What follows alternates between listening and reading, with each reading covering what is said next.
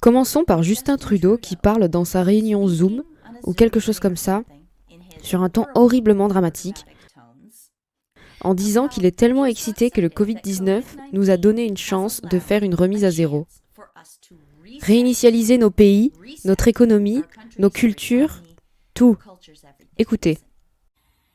BBB signifie apporter un soutien aux plus faibles, tout en maintenant notre élan pour atteindre l'agenda 2030, pour le développement durable et les SDG. Le Canada est là pour écouter et aider. Cette pandémie a fourni une opportunité pour une remise à zéro. C'est notre chance d'accélérer nos efforts pré-pandémiques pour réimaginer des systèmes économiques qui répondent réellement aux défis mondiaux, comme l'extrême pauvreté, l'inégalité et le changement climatique. Il est loyal envers le gouvernement mondial, pas envers ce pays. Très bien.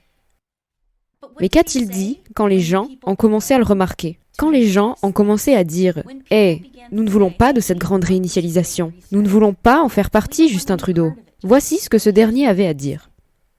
Nous voyons beaucoup de gens tomber dans la désinformation, et si les députés conservateurs et d'autres veulent commencer à parler des théories de conspiration, bien c'est leur choix.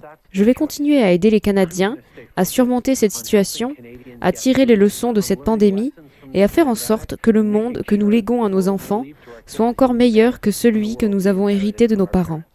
Il a dit que c'est une théorie de la conspiration. Une théorie de la conspiration. C'est ce qu'il nous dit. Très bien. Comment peuvent-ils être aussi hypocrites? La grande remise à zéro a fait la couverture de Time Magazine et c'est une chose très réelle. Covid-19 plus la grande réinitialisation liait le virus avec ce nouveau plan du nouvel ordre mondial appelé Great Reset. Qui a écrit ça? Klaus Schwab. Le voici. Voici. À partir du site du Forum économique mondial, le moment d'une grande remise à zéro. C'était en juin 2020. Écoutez Klaus Schwab lui-même dire combien il est enthousiaste à l'idée que le moment soit venu.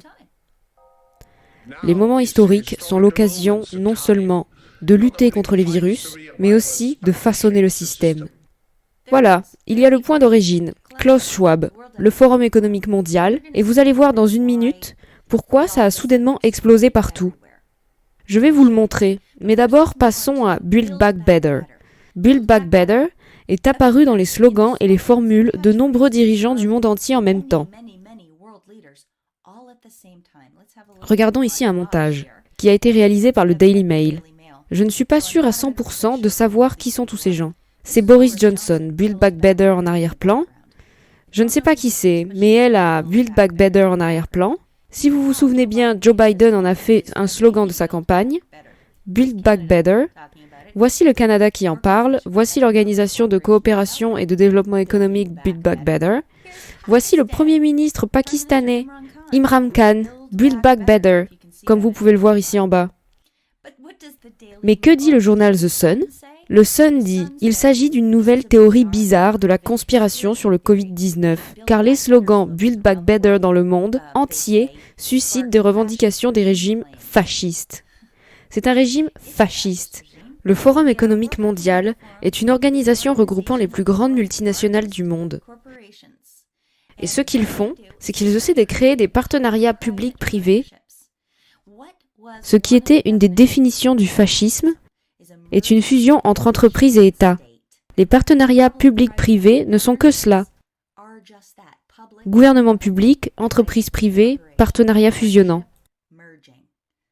C'est pourquoi les gens craignent une prise de contrôle mondial par des partenariats publics-privés dirigés par le Forum économique mondial et d'autres organisations mondiales.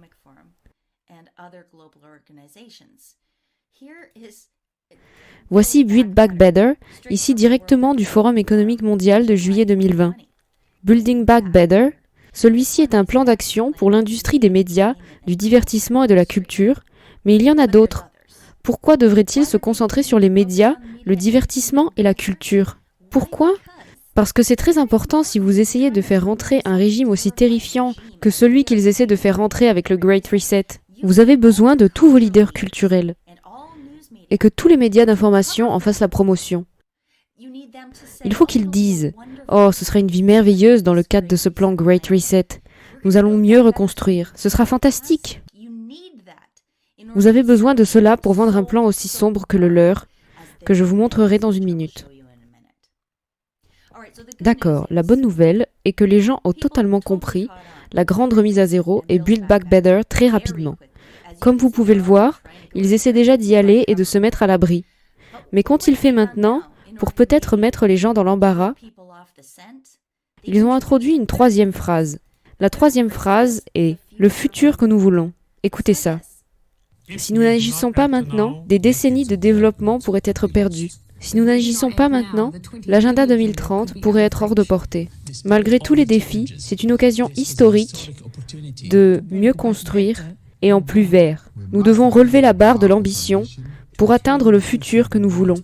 Un futur qui soit juste, sûr, inclusif et durable. Nous prenons des mesures concrètes pour transformer les déclarations en réalité. Nous unissons nos forces parce que nous croyons qu'ensemble nous sommes plus forts, qu'ensemble nous pouvons aller plus loin. Le futur est entre nos mains. Vous joindrez-vous à nous? Le futur que nous voulons. Le futur que nous voulons. Le futur que nous voulons. Le futur que nous voulons. The future we want. The future we want. The future we want. The future we want. The future we want.